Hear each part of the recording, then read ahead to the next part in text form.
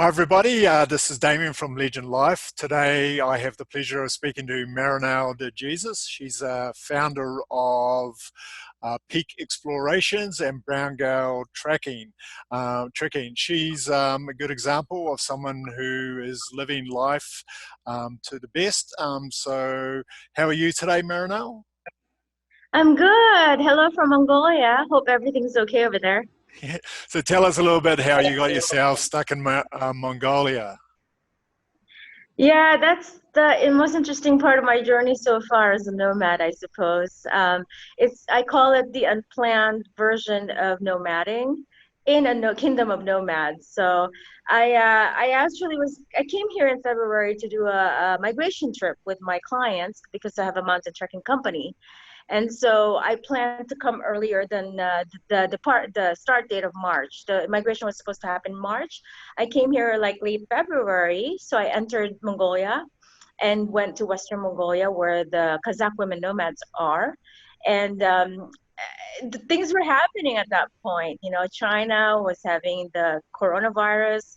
I wasn't sure what that was then. I thought it was just like a regional thing. It wasn't going to spread all over the world.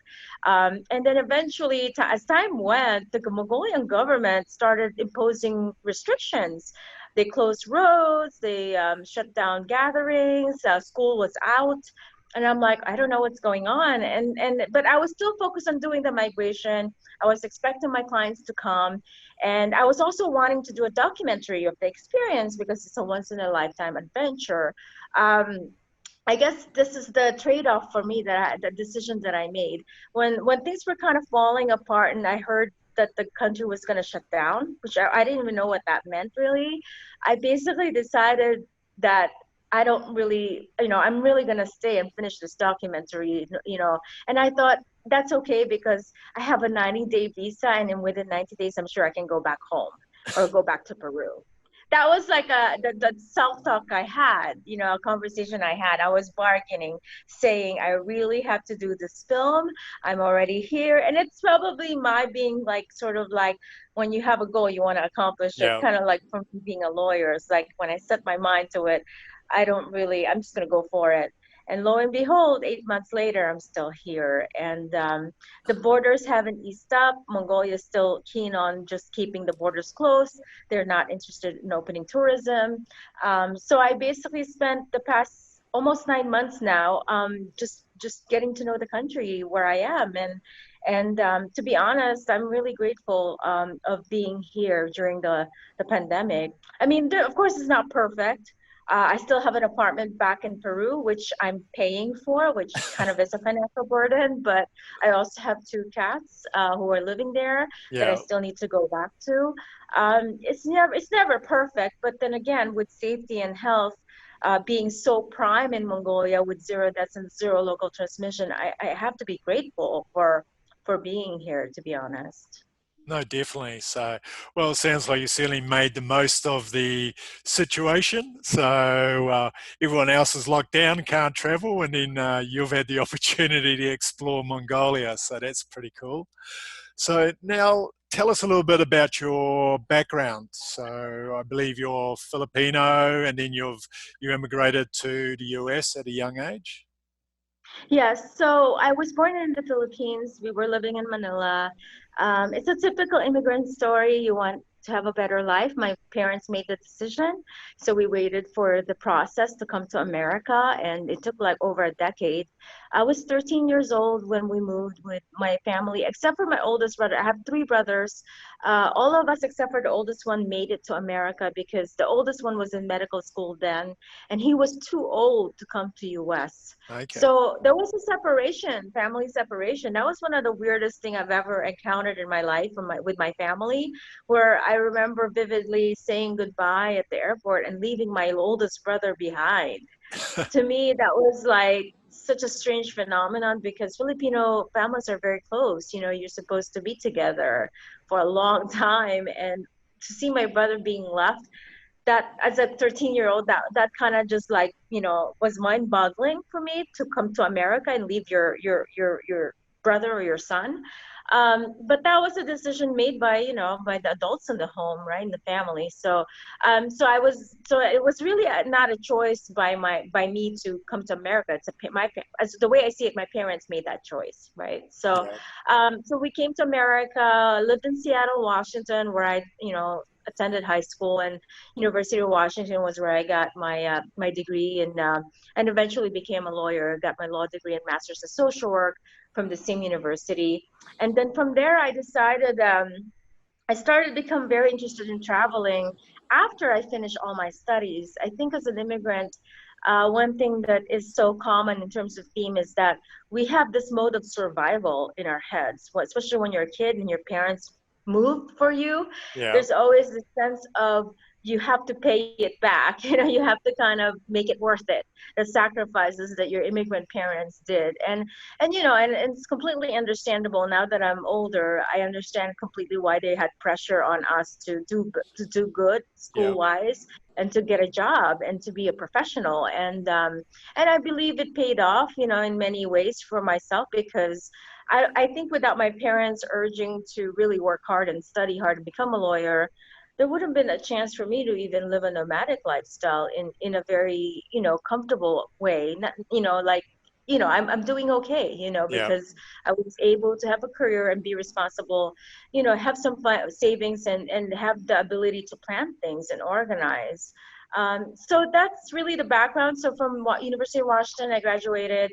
I moved to Washington, D.C., where I then found a job as a prosecutor in the D.C. government, litigating child abuse and neglect. For 15 years, I did that. And that was a passion. I wouldn't say it was just a job. I Yeah. thought I was going to be going up the ladder and become a judge in that same field, but things changed one day, and that was the curveball. Okay.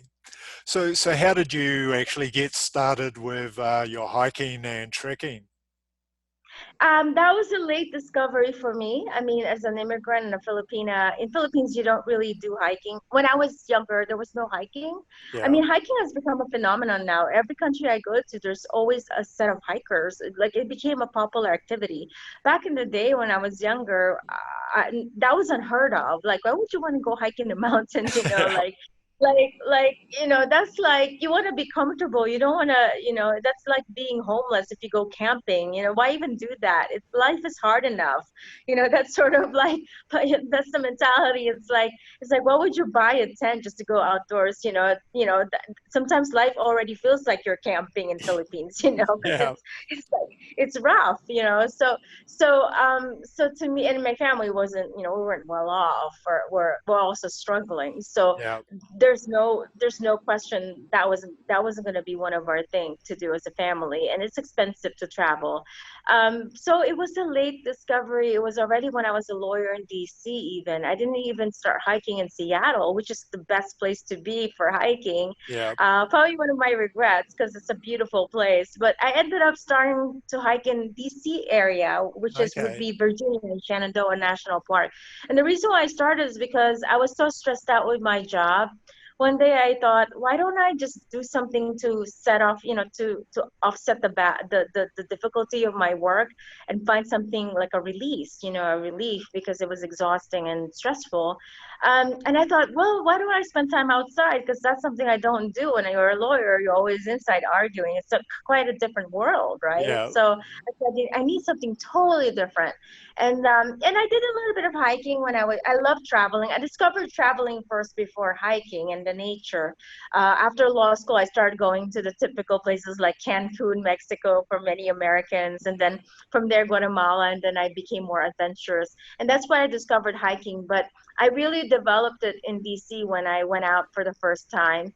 And at first, I thought it was really hard, because the people in my group were typical DC folks. They were very type A, and they always want to win and compete and finish fast. So I was kind of traumatized. I was the last person out of a 20 plus group. And I thought, I'm so slow. I can't do this. It's so hard. People are so fast. Like, they're racing.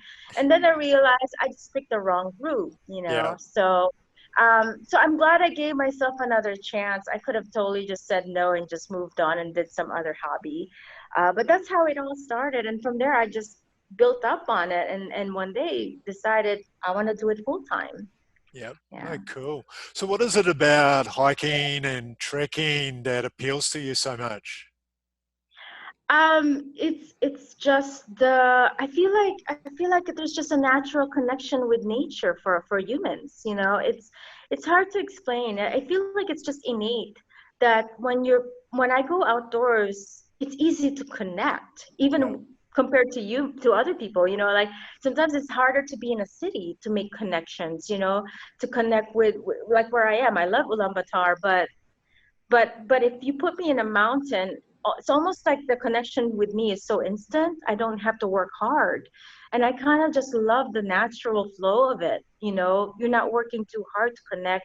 And I think that's indicative of how life should be. We shouldn't really work too hard to connect with each one, with every person we run into. It should be more natural than kind of like our jobs.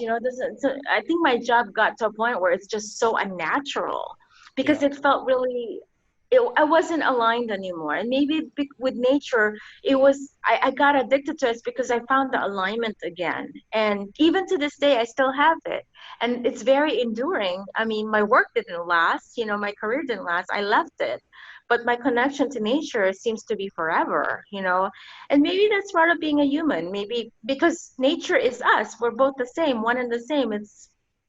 You can't separate us from the mountains, and the mountains cannot be separate from us. And Yeah. that to me is almost probably a very unique connection in this world, in this life. To be honest, I don't think I compare it to any other relationship.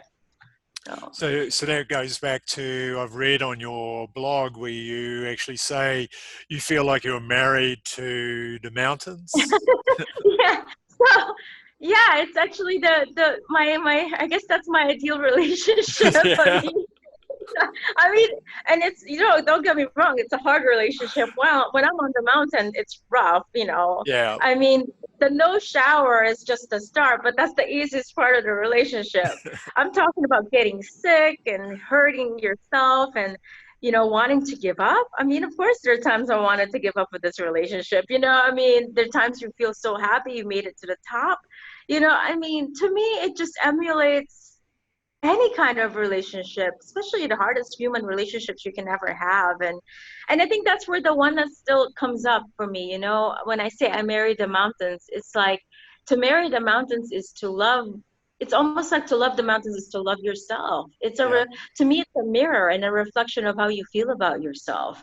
So when I'm in the mountains and I feel happy and I feel blessed and I feel so thankful for what I've gotten being there and being able to do that, it's a reflection of how I really feel about me. And when I feel good and I feel happy, I project that to other people. Yeah. And that's the amazing side effect, that's why I believe it's not a selfish thing to work on, your happiness or feeling love for yourself, because I think you can't help but being lovable to others, and being happy means you're going to be a happy companion for others. Yeah. And that's why I think the connection is still there, and I think this is probably one that will just go on for eternity, to be honest.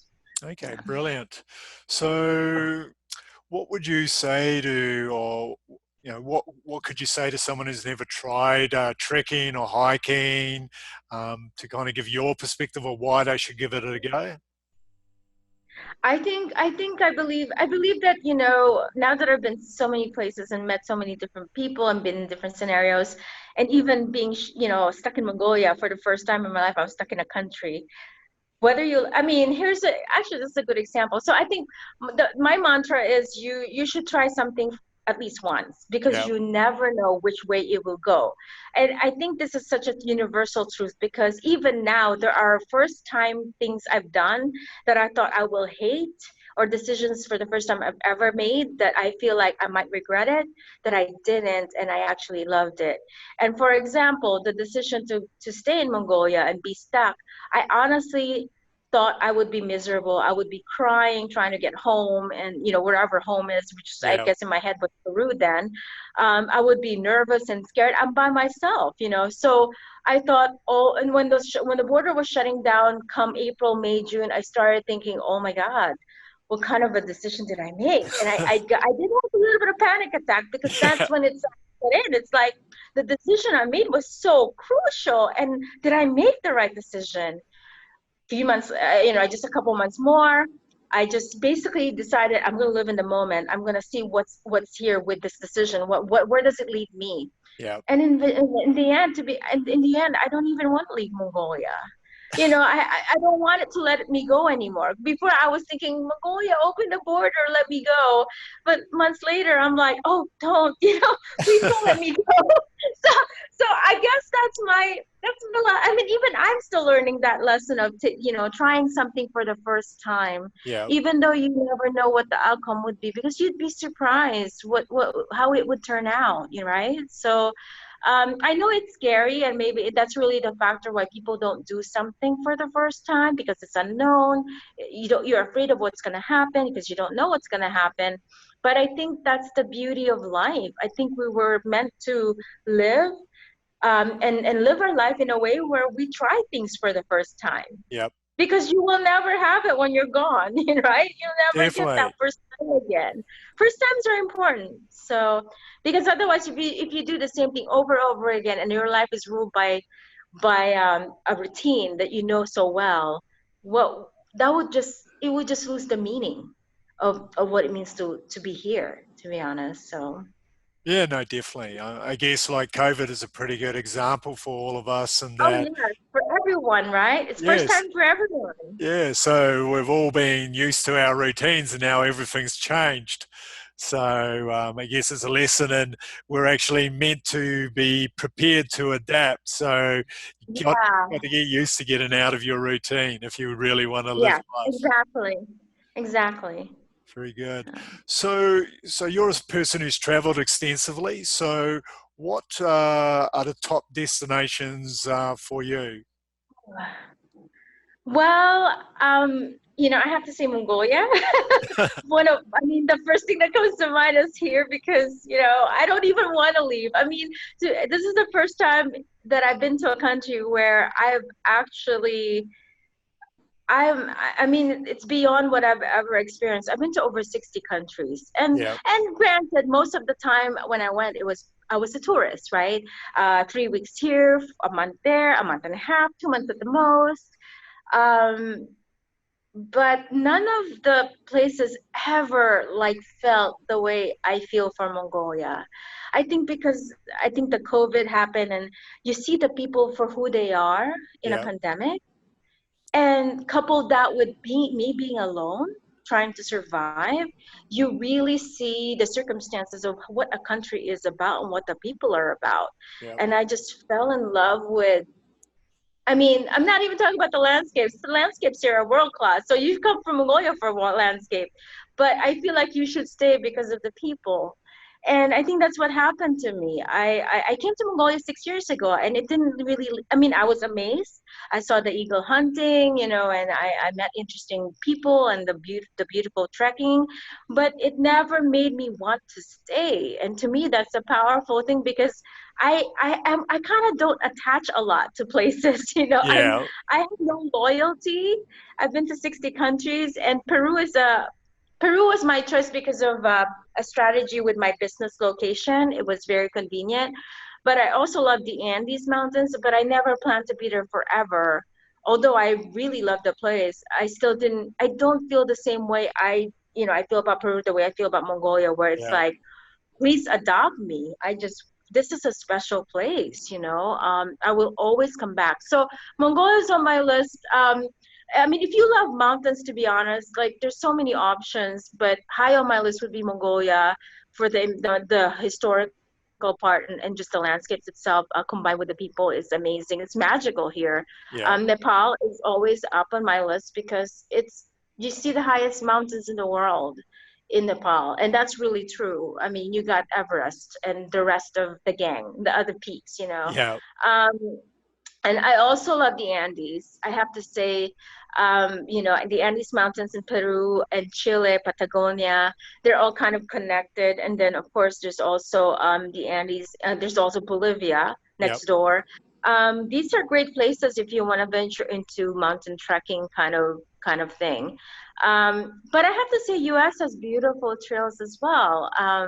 You know, I'm only going to focus really on the mountain trails because that's my focus. The John Muir Trail in Sierra Nevada, the the Pacific Crest Trail in California. Yeah. These are very beautiful trails as well. And Grand Canyon remains to be one of the most unique things I've ever seen in my life. I've never seen anything like Grand Canyon ever. And I mean, in Africa, there are also great places. One of my favorite places, which is not trekking really, it's the safari in the Ngorongoro crater in Yeah. Tanzania. I thought that was just, it blew my mind to be there. I thought that was also magical. So probably in the top 10 in the world for me, for nature, the animals and the landscapes. Yeah. South Africa is also great for Drakensberg Mountains. So and South Africa is just beautiful country with the water and the mountains meeting Yeah. together. It's a beautiful place for nature. And how can I neglect one other favorite country, New Zealand? Is really I mean, yeah, not because I'm talking to you, but honestly, I love New Zealand, and it's actually such a beautiful country. Like a lot of there's no ugly part to it. When I was traveling, I was like, how could this country be so beautiful nature wise? Yeah. So that's also on top of my Okay. list. So Cool. yeah. So, what about treks? Are there any standout treks that you recommend to other people? I would say anything in Nepal is always going to be worth it. I don't think I can ever imagine someone going to do any of the major treks there and be disappointed. Yeah. You got Everest Base Camp, you got, Annapurna, Langtang, Kanchenjunga. These are great places. Also, one other thing worth mentioning for treks would be Ladakh, India. That's also a gorgeous place for hiking, high altitude. It Yeah. looks a bit like Death Valley, desert-like. Oh, it's like Tibet. It's a kind of a Tibet kind of place, but it has more options for hiking. I also want to say Republic of Georgia was surprisingly amazing. Yeah. I spent time hiking in the Caucasus Mountains. I have to go back again. That's one of the top countries for me to live in, actually. I hope to live there one day. The people are so hospitable as well, and one of the they're very, very welcoming, so that also added a lot to the experience. But the Caucasus Mountains, they're not very popular in terms of hiking for hikers, Yeah. but it's actually world class as well. You'd be surprised how gorgeous it is up there in Republic of Georgia. um, is there Bhutan is also amazing. Hard to get to, quite expensive, but it's also a magical, special place just because they never were colonized. Yeah. And you can really see still the culture is so alive, even though internet kind of changed it a little bit because everyone's kind of on the phone. Yeah. And I mean, I think that's kind of like the common theme now with everyone, and no matter which part of the world, when people have phones and they're looking at what Facebook. Yeah. Like I just experienced that in Mongolia. I know one of the remotest parts of Mongolia, and the person has a Facebook account. He's like a nomad in the middle of nowhere.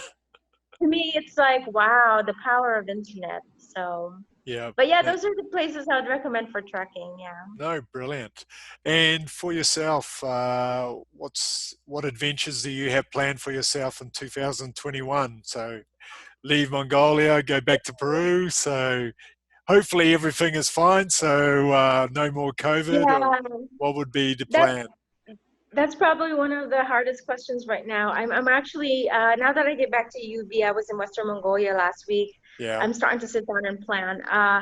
My trekking company is not fully functioning. I mean, it's not actually functioning this year. So I think for 2021, to be honest, if I have any trip, I would mark it because Mongolia is closed next year. I have some trips in Mongolia. Tanzania is open. I probably have a couple of trips or so, not many next year. So if I do, then maybe I'll go lead the group, like in Yeah. Kilimanjaro or but I don't even know. Maybe Nepal is open. I'm not sure. But everything is all about the borders now. What is going on. I think next year, to be honest, I think my plan is to just maybe stay put in one place kind of like being here in Mongolia and make the best of it. Sort of like I love hiking, so I'm gonna just explore my own country wherever Yeah. I am, right? So it remains to be seen because I can't stay in Mongolia forever. I think the government is now kind of getting to a point they want to get rid of foreigners like me. Yeah. So I think I have a feeling by end of the year I may no longer be here. So the question is, where do I go? I need to go back to Peru to finish, like figuring out my apartment situation, but I may likely leave Peru as well. So one of the things I thought about is Ecuador. Okay. I didn't think about Brazil though. I don't know. I know you're next door. That could be actually be a good option because it's just next door. And I have two cats. So I just want to move them to a nearby country, really. Yeah. Um, but I thought about Bolivia because they have the amazing high altitude mountains too. So Yeah. I think I may end up being in South America still next year, perhaps. I'm not sure. Or I can eventually just go crazy and come back to Mongolia and maybe apply for a job here so I can come back. I don't know. I feel like I'm still trying to. I just really want to come stay here. I don't know why. It's just an amazing place, and so it's up in there. Maybe that's part of the adventure. I really don't have a potential. Something I can call home. I mean, maybe this is what I realized from COVID, from being in Mongolia. I don't have a home, and that's okay. Yeah. I think, for us, for some people, that could be a panicky feeling, right? Like I used to be like that, like I need to go back to US. That's my home, but now I'm like, who cares? It doesn't Yeah. really matter. Yeah, right. I'm gonna enjoy wherever I am, and it's such a freeing thing. So Yeah. where am I gonna be? I don't know. Somewhere on Earth. So Okay. That's a good plan. good plan. I mean, honestly, people do ask me, like, where are you going to next, or where, it's like, I don't know, like somewhere on Earth. Somewhere, Who really somewhere on knows? planet Earth. Yeah, that's for sure. I mean, I'd like to go to some other planet, but not possible. Not yet. So, Elon well, Musk, yeah, please speed things yeah, up. I'll go if it's possible. So, And bucket lists. Do you have a bucket list, or is that something oh you? man. You know, okay, I only have one thing I really want to do that has never gone away. I want to hike the entire Great Himalaya Trail in Nepal, which is 1,700 kilometers. Yeah. After that, I don't have any more bucket list. And I think I'm excited to get to that point because I feel like it's kind of in a way liberating because I think even bucket list kind of ties you down. Like I don't have a bucket list because it's pressure. And now that there's COVID, your bucket list will be useless. It's like it's stressful, right? Because it's like, oh no, I can't do my bucket list because it's COVID. It's like thank God I only have one bucket list, which is this Great Himalaya Trail. Even that, when I think about it, it stresses me out now because I don't even know when I will do it because of the border issues. So I'm happy I only have one. Imagine if I had 10. So Yeah. I think being a nomad now and just living overseas made me realize it's just best not to have the bucket list. Yeah. But you can always have your internal compass. For example, I love it in Mongolia. My compass is telling me Mongolia is amazing. I love it here. I feel good. That's kind of like my bucket list now, wherever my heart tells me to go. Like one day I just wake up and I feel inspired to go to Ecuador, like, Yeah. oh, maybe that's an option, right? So now, and then that could be a bucket list because, I haven't really explored Ecuador that much, Yeah. right? So I think the bucket list in a way is a bit artificial. It's more kind of coming from your head versus really what you want. Yeah. And I think that's one thing I learned. It's like, it's almost like, yeah, it's just very contrived. Like, okay, write down the 10 best places you want to see. I'm like, okay, but does it move you? Maybe you should go by what it feels, and sometimes what you feel, your heart's not going to give you 10 countries. Sometimes your heart's just going to give you one at a time. Yeah. And now I'm okay with that because I think to me it's more authentic.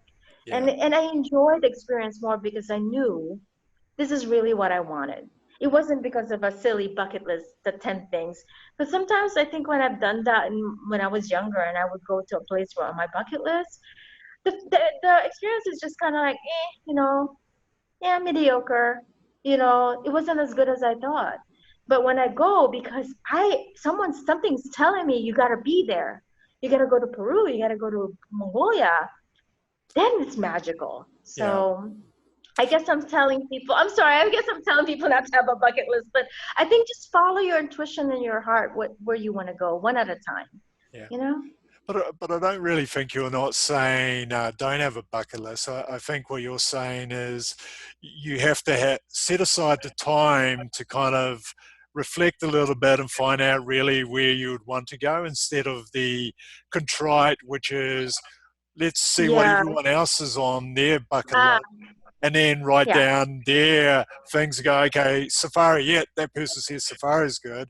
But rather than like listening to stories of other people who've gone off and had experiences like yourself, and then going, that really Mhm. resonates with me. That's something that I should do. Because I think it's important that you do have the time to reflect, and then you do actually make a little bit of a plan, because otherwise you get to Yeah, some people, unlike yourself, don't actually take action. So if you don't really have a bit of a plan and like some goals to kind of like set yourself, maybe you yeah. don't actually activate them. So you're being very good, because like 60 countries, that's pretty clear indication that you're someone who's gone, this is really Mhm. good for me, this is true to me, I need to go off and explore, and you take action. Some people will just like not even reflect Yeah, that's true. and get Yeah, stuck. yeah. No. Yeah, I mean, I agree. I mean, bucket list is not a bad thing. It's Yeah, just that don't I think what happened to me when I had a bucket list, it kind of was overrated. yeah, Like your expectations, you create expectations because it's like a dream job, it's a dream thing, right? When you have a dream travel or dream trip, the reality is different from your expectations. Your expectations get so high. Maybe I want people to just have a more realistic expectation. Actually, no yeah, expectation is the best approach. Just be fascinated, be curious about a country. Oh, I want to add Italy to my bucket list because it's yeah, an interesting country. It sounds interesting. That's a good start, but I just don't want people to get disappointed like I did. And I guess based on my experience, the best experience have always been something unplanned, like the COVID situation where I yeah, got stuck in Mongolia, right? Let's always remember that sometimes the unplanned and spontaneous can be the best experience too. So don't shy away from it. I think the problem with bucket list for me, sometimes it gets too safe, right? yeah, Because if you have the bucket list, you're gonna pick and choose. Sometimes people overanalyze these things too. I have friends who like try to like discount the country because of the politics and safety. I'm like, are you sure? Because you saw it on the State Department. It's like probably the worst place to read stuff because State Department is always kind of like that's like to me, the State Department, U.S. Department website is like the overprotective parent who's yeah, irrational. Like that's how I see those advices. So then they don't go ever. Then they don't. They forget the bucket list. So you have to find a balance somehow, and that's why I tell people if you do have a feeling, go for it. Because sometimes the feeling will be how people have bucket lists and they never go and yeah, act on it? I do know friends who finally go somewhere just because somehow they felt it. yeah, And so there is that situation too. So but bucket list is great. I know friends who do execute them and they're happy and but there could be different ways to feel inspired to be motivated to go and we should never discount the unplanned and say planned true. is always the best way to go, right? Yeah, So otherwise, sometimes when you tell people you have to plan it, they get paralyzed and they keep on planning and planning and like figuring everything out, and then they never go because they one day they say, "Oh, I just realized Brazil is so unsafe. It's a lot of criminal. I don't want to go anymore," because they yeah, overanalyze everything. So I think just go for it. Yeah. yeah. Um, No, good advice. So tell us a little bit about peak explorations. So how did that come about, and mhm. what's the objective? So Big Exploration came about from my passion from trekking. Before I launched in 2016, and so before that, I was hiking for over a decade in BC. I became involved with Meetup.com as an organizer, and that became my training ground as a trip leader and basically someone who's founding a trekking company. So the responsibilities are more or less the same. You organize, you plan, you execute, you manage your group. Yeah. And the only difference between the hobby that I had as a meetup organizer versus a peak exploration founder and owner is that it involves business. It Yeah. became a business model and became for profit, although it's a social enterprise. So peak exploration is kind of, it evolved from my hobby of hiking, where I take people on trips like Kilimanjaro and Nepal. And it's really purely trekking. I don't do any technical climbing. It's for people who just love to hike and without any kind of equipment. Yeah. It's good for beginners as well as advanced. There's a variety of different options for people to sign up with. For example, Republic Georgia, I offer trips in Georgia. I do look for off the beaten path trails. Ladakh, I even have a trip in Ladakh. Mongolia, of course, when I was planning the all women migration in March. So it's a way for me to be creative in terms of hiking, to Yeah. create new itineraries for people. One thing I learned when I was researching the industry, the it's become very monotonous. The itinerary is the same for every company, and nothing stands out. And there's a lot of opportunity to give back to the community and create more income for the local people. And so, to me, my focus really is trying to give back more to the people that are working on the ground, like the porters and the guides, the cooks.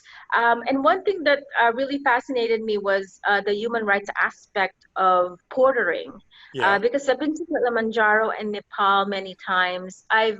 For some reason, all throughout those years, porters would tell me their stories. I think that's, to me, I think it's fascinating because maybe they know I'm an American, but they also know I'm Filipina, and they know I wasn't born in America. So I think because of my immigrant status, I was able to sort of connect with them, Yeah. sort of, because it's like I'm bicultural. It's like I understand what it means to live in a developing country because I was in the Philippines once when I was a kid. So somehow I guess we have that connection when I talk to porters and guides. And from there, I learned about the inequities in the industry where porters are continued to be underpaid, or they're not being properly fed. There's no medical insurance. It's really a modern form of, like economic slavery, Yeah. or modern slavery, really, but more on a financial basis. So I was very intrigued by this as a lawyer, because I do a lot of human rights, civil rights type of work. So through over a decade, I would just talk to porters and guides. Didn't make it formal until now when I think last year was when I founded the nonprofit organization, the Porter Voice Collective, which is really a media site to elevate their voices of porters and guides, where we would just interview them, whether in plain sight. Sometimes we have to cover their faces because it's dangerous. Yeah. So I got involved in that. I got really interested in trying to change the industry to create a new tourism called workforce equity. We talk about like environment as an important part of tourism, right? We want to be responsible tourists, don't leave trash on the ground. We want to keep the places clean and pristine. But I always wondered why we never ever thought about the workforce themselves, because they're the ones who are the stewards of these places and they're the caretakers. Yeah. If we take care of them, we take care of the environment. One thing I learned is I don't blame the porters and guides if they don't even want to care about the environment, because they're preoccupied by trying to get paid and Yeah. having decent wages and decent working conditions. You can't blame them for being not active on the environmental issues. And I feel like when they're happy and they're content and they're okay with their jobs, they're going to be more motivated to fix the problems with the environment. So, and the funny thing is they're actually there. They live there. They live in Peru. So, for example, the Inca Trail, we did a documentary last year that was very controversial. Um, that's one thing I learned. Like the Quechua people who are porters and who are mostly the porters on Inca Trail are still struggling to fight for their rights, for labor, for better wages, for medical insurance, and for being safe on the mountain. That's all they're focused on, the energy. So they can't really work on the environment. They can't really be, but they're the ones living there. So it doesn't even make sense why we're not empowering them or elevating their status so that they can be allies in terms of, Yes. of keeping the environment clean. It goes hand in hand. So that's really what I would love to do with my trekking company, to be honest. It's really just a mechanism for me to accomplish my mission, which is to create equity for the porters and the guides, and have a better workforce in the industry. Uh, the model used in the trekking industry is still the same model used ages ago. Inca Trail started 50 years ago. Nothing much has changed in terms of workforce equity. The porters are still complaining about the same low wages, the same poor treatment, the same abuse by employers. I mean, at some point, that has to just, that has to just blow up into something, right? Yep. Or we solve it. And I believe that the way to do that is to educate the tourists and tell them this is the truth. And Yep. with the truth, you can start advocating, asking operators, how come you don't have enough women as porters? Why are you not hiring women guides? That's another aspect of it, is the women. And why are the porters sleeping in tents and there's 10 of them in a small tent? We need to hold our companies, the companies that we pay for, accountable. Yep. And that's funny because it's coming from someone who owns a company. So I'm asking everyone to make me accountable because, Yep. you know, honestly, in every industry, there's always going to be problems. And I think the tourism industry just got lagged behind for some reason for when it comes to workforce equity and human rights. So I do believe it's going to change in the future, but it's just a matter of finding more allies Yep. and gaining more ground and gaining more advocates, like tourists especially, to speak up. Yep. So. No, agreed. No, very good. So, what kind of tourist do you try to tend to? Mostly hikers, mostly outdoorsy people who just want to connect with nature. I mean, I definitely have the typical treks like Everest Base Camp, Kilimanjaro. I have Republic of Georgia, the off the beaten path. South Africa, I have as well, and then Mongolia, Peru, Inca Yeah. Trail. So it's from beginners to advanced level. But I also offer special trips, like in Bhutan. I would have a trip there, but also, the migration trip in Mongolia was a special one. I started the trip for all women in March because Yeah. March is like a Women's History Month. So Yep. I want to elevate the roles of the women in the tourism industry: guides, porters, cooks, whatever, drivers. The women are not getting enough recognition and jobs, and they're competing with men, obviously, and men usually get the jobs. So what I did was I created an itinerary where we migrate with just women clients, Yep. and then the people migrating with us are all women, Kazakh women nomads, and we don't have men migrating. Yep. So we actually have a film that we did, like I mentioned, a documentary where it shows us migrating, and we're packing the camels, all women, and that's a tough work to do. And Yep. it was amazing because one thing I learned is that women have done packing camels ages ago. They just forgot about it. And the reason why is because men somehow assumed the role. And Yep. part of it is actually Islam came into the picture, into that part of the world. But that's another topic to Yeah. discuss. It's religion, but but just kind of just shows you gender roles shift, right? And True. True. but that doesn't necessarily mean we can't go back to the ancient times where women were leaders of migration. Yep. So I always try to have a component in my trips where there's a social change happening or some social cause that we're advocating for. And those are the kinds of trips I offer. I know that not all tourists like to get involved with social causes, so I do have a particular kind of clients. Most of them are interested in human issues and human rights, and elevating women and indigenous communities, and like the Quechua. So those are the kind of people usually that join my trips. Okay.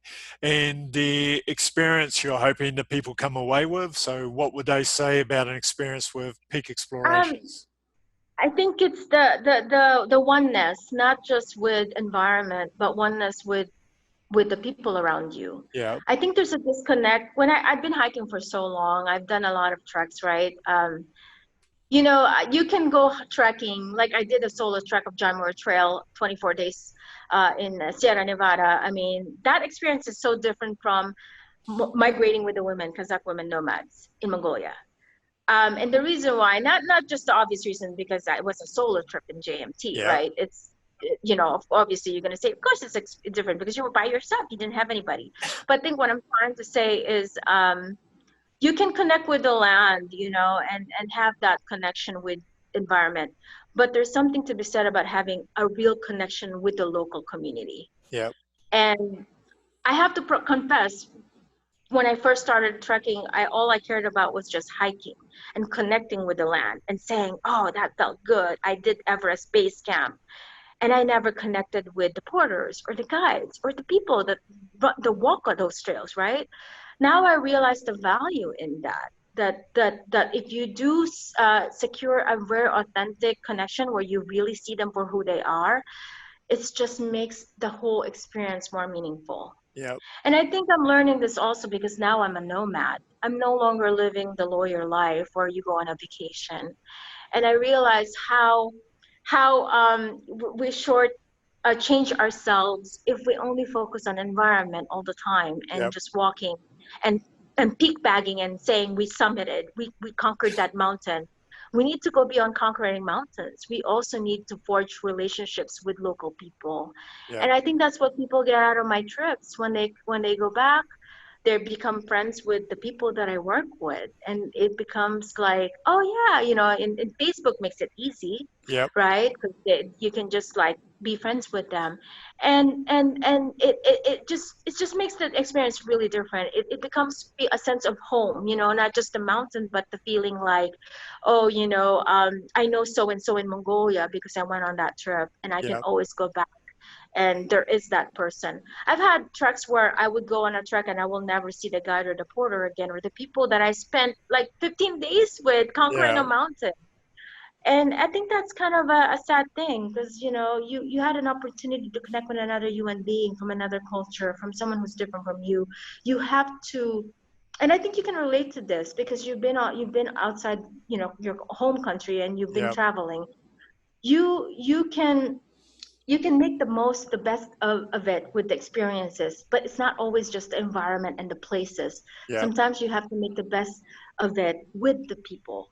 And I think that's what I want people to get out of the experience, both the place and the people in the land. I think now I can never live my life again without taking into account the people, Yeah. because it's so easy to take the people for granted because I've done that before as a when I was a lawyer and I just go on tours. Yeah. But now I really believe that there is a way to make that happen. You know, you just have to find the right people to work with, find the right guide and the porters who can make that. And I think the way you can do that is when you work on the same mission.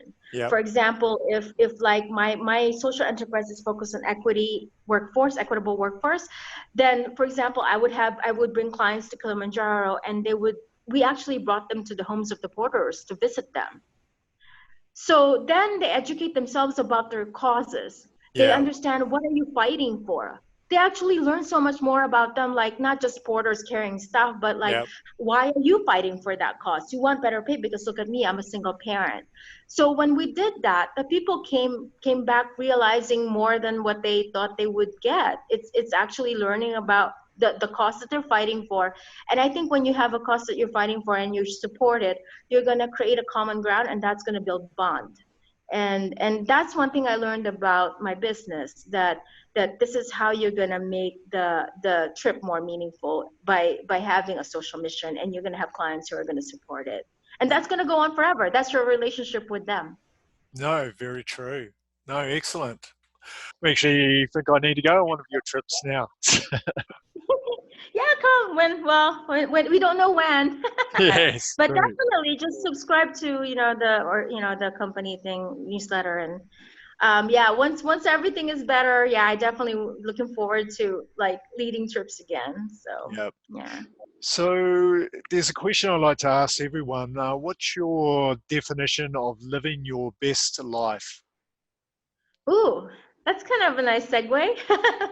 I kind of answered it partially with the trips, True. but now for me, I mean, I basically practice what I preach with my companies and my projects. I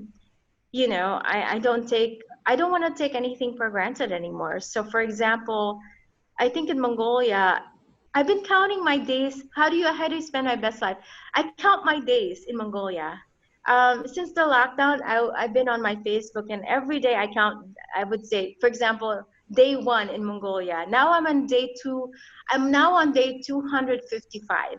Today, I think you and I are talking on day 255 in Mongolia. Okay, very good. So, and it's funny because at first that was just a random thing. I just wanted to know how long I'll be in Mongolia because of the shutdown, kind of like for fun. Like, oh, I wonder, what day would I be leaving Mongolia? Yeah, And lo and behold, months later, I realized it was serving another purpose, the counting. It's actually making me make each day matter yeah, and each day count. So when I count it, you don't want to count a day and it's just mundane, wasteful day, yes, true. because if you go on Facebook, day 260, I didn't do anything, like I Yeah, slept all day, right? like, so I realized, oh my God, I made myself accountable. Like that would be stupid for me to post that. Day 260, what do I talk about? Oh shit, I just slept all day. like, um, so how do you make the best of life? The best of life is everyday life. I guess there isn't just a one day in one year that's best. yeah, Every day can be best. And the counting proved that to me. And I'm really happy I started a silly thing, which is counting my days in Mongolia, because now this is my day 250 with you and 255. And it's like, oh, this is the best day, yeah, right? Because, I get to practice my English, like it's hard to talk to people. I mean, there's so many things that I'm just happy about. But the best day also I realize is it doesn't have to be grand. It taught me humility. That I think when I was still a lawyer, I always thought the best day would be climbing the peak of, some peak in Nepal. yeah, And that's actually false. The best day is just to wake up in the morning and be alive. So I count every day because to me to be able to still count is the best thing for me. I'm still here. yeah, Um, it redefined everything. So if I leave Mongolia, I guess I don't know what to count anymore. yeah, Like I'm actually kind of afraid because it's like because I feel like it made me not take anything for granted in Mongolia because I count every day, you know. And sometimes it's not that even if I do sleep all day, that doesn't mean it's bad. yeah, It's a restful day, right? So I think I would just put down what thoughts came to my mind when I was, relaxing.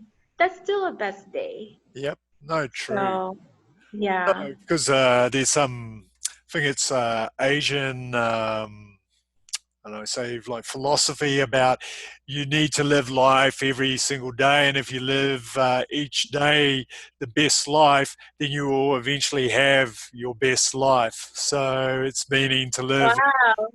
Yeah. So, so I think that's pretty much what you're doing with your counting. You're trying to live every day the best life. So maybe you keep on counting when you leave Mongolia, and then we'll keep you on that kind of track.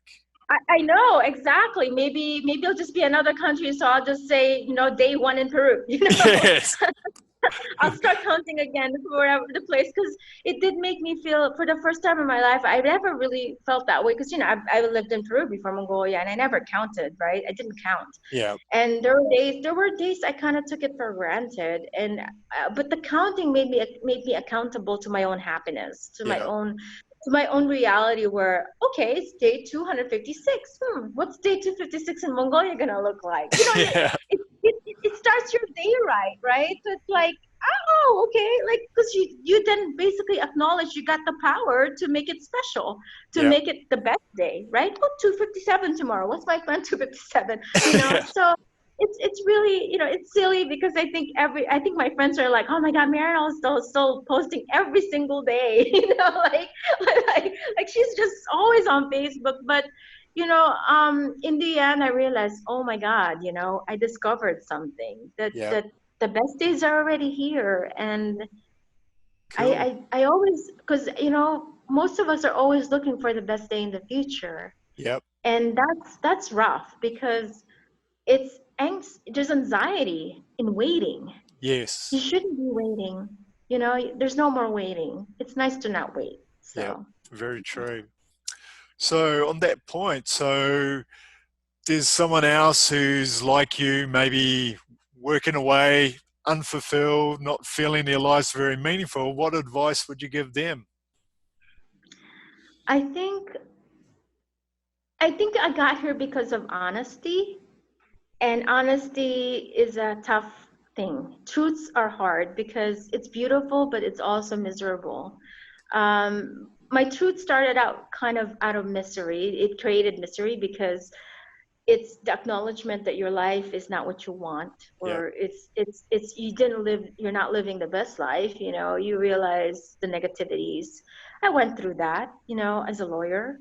15 years later, I was so uninspired. I was, tired, exhausted. My spirit was, beaten up, and I was lost. So a long time though, I denied that. You go through the motions, go to work, smile, look like you're happy, but then you're dying inside. So I mean, so I have to give people the truth about this, that you have to face the truth, Yep. and you have to feel it, and you have to be in it, you have to be present with it, you have to sit down with your truths. And that's exactly what I did around 2014 when I traveled alone by myself.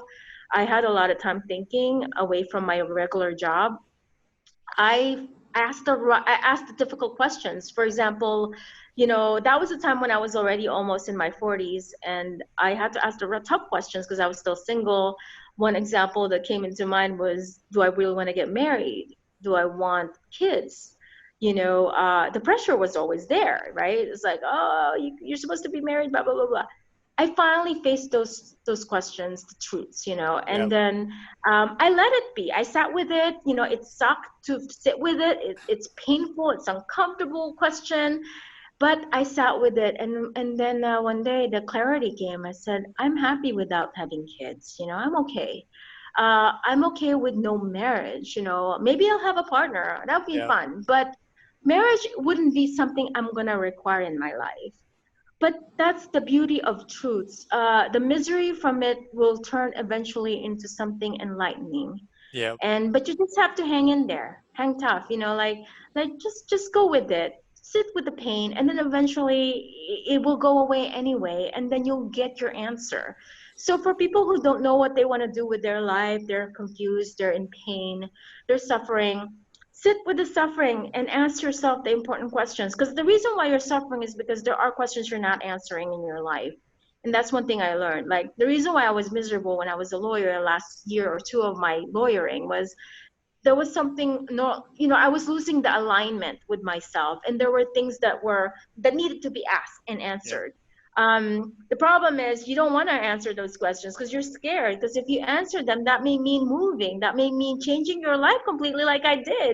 That may mean leaving America. Yep. I mean, for some it may not be that, but that's the extreme scenario. Can you imagine, like, if you told me I'm ever going to be a nomad in the future, I would have laughed at that idea, but I did. And the reason how I got here, because I answered the question truthfully. Are Yep. you happy? No. Do you still want to be a lawyer? Not anymore. What do you want to do? I want to travel. But how do you do that? Oh man, I don't know. How do you make money? So these are difficult truths to answer when I was answering them. The next thing I want to say is, after you go through that process, just have faith. Faith, even though it's blind, maybe it's not even real faith, pretend if you have to. Once I figure out my truths, I just told myself, I'm going to believe. I'm going to believe in this. I'm going to believe in what I want, in my dream, in the fact that I don't want to be a lawyer anymore. Once you got your answers, believe in it. Stand up for it. When I finally realized I don't want to get married, or I sold my 3-bedroom house, like after I mean, I just, that came from the answering the questions. Yep. And then I became a minimalist. I moved into an apartment, and eventually that led me to just basically minimizing my properties and my possessions, and eventually leaving the country. So you may not know exactly how to get from point A to B. That's so scary because I've been there, but just believe you will. And honestly, I don't even know how to explain it, but the belief will take you there. I mean, Yep. it's enough to make, I mean, you probably experienced that. Um, and and I'm a lawyer and I was so logical. I always had to have a plan, I have to have proof and evidence. For once in my life, I gave that all up Yep. and told myself, if I do this mountain nomad lifestyle, which sounds so insane, then I have to do something insane. Get rid of my lawyer hat, forget being logical, forget being very critical, and just have faith and feel that you believe in it. Yep. And that's so anti-lawyer, like Yeah, so. definitely. But it got me there. If I still stayed in that logical mind, I would have been stuck where I was, and I wouldn't be happy, you Yep. know. So No, I know that's rough. I understand how for people it would be difficult, but it can you can make it happen. You can. no, So you're right. You have to confront reality or your truths if you're ever yeah. going to get to the right answer. So, so you've reached the 40s. What about, not a problem, I'm in my 50s, but so what advice would you give to anyone who's approaching or reached 40? Because a lot of people are going, oh my God, the Oh, 40s. so, so what um, advice would you give? I think this whole fear about 40 is totally a misconstruction in our society. It's not the truth. That there is no reason to fear it. It's just it's a natural process for all of us to reach 40, and there are benefits to reaching 40.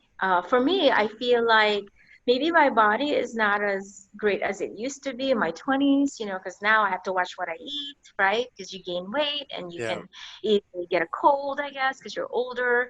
um, the benefit really comes into mindset. Like, you become more in control of what you feed your brain and what you tell yourself, and your relationship with yourself can potentially improve because you have enough tools and experience to understand what's the truth and what's not. I think in the 20s, it's like dazed and confused in the 20s, yeah, like, what's going on out there? What's yeah, going on? I don't know who I am. Oh, I'm going to go this way because everyone says so, right? yeah, What I love about the 40s is the clarity. Like, I don't do anything anymore to please anyone. Like, I do it because I believe in it and I feel it's the right thing for me to do. And to have that in my 20s would have been amazing. So, like, how come I didn't get this sooner? Because life is so much better this way, right? I mean, yeah, when in my 20s, you're preoccupied with what everyone thinks of you. It's such a miserable mindset. But true. I feel like in my 40s, the biggest benefit of 40s, if you ever manage to just face your truths and like, and kind of meditate and just sort of appreciate what you got by this point in your life, you're going to realize your mindset can be the best it can ever be. Yep, Healthy, positive, loving. And this is the time where you learn to forgive and forget, and you learn to let go.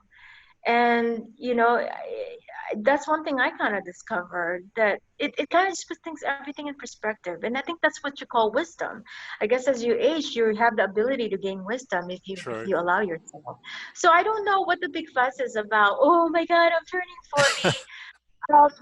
Don't get me wrong, I did think that, but yeah, now it's right now I think it's like, that's such a silly mindset. That's so yeah, silly. What's that? Actually, if I go back in time and I'm 39, I'd be like, yo, I can't wait to be 40. Oh my God, it's gonna be the best decade of my life. Like, all this like messy things in my head will be gone. I'm gonna get rid of, I'm gonna be happy. yeah. So I just want to say, basically, don't fret about it. Be excited because it can be the best time of your life. It can only get better. So, No, very good. So, well, thank you very much, Marinel. It's been a pleasure talking to sure. you. I'm Oh, thank you sure, for having me. no, I'm sure a lot of people will get some great insights from our conversation. So, how do people find you online? Well, I have my trekking company, peakexplorations.com, and my travel media site is browngulltrekker.com. And then my nonprofit is supportervoicecollective.org. So they can go on those sites and subscribe. I also have a Facebook page for Brown Gull Trekker and Peak Explorations. They can just Google it on Facebook, the Facebook search box. And the Instagram, I do have a Brown Gull Trekker account as well. So those are the ways they can connect with me. Okay, brilliant. Well, thank you very much again. It's been a pleasure. Yeah, thank you. It was nice talking to you from Mongolia, and yeah, hopefully everything's good in Brazil. Yes, thanks again.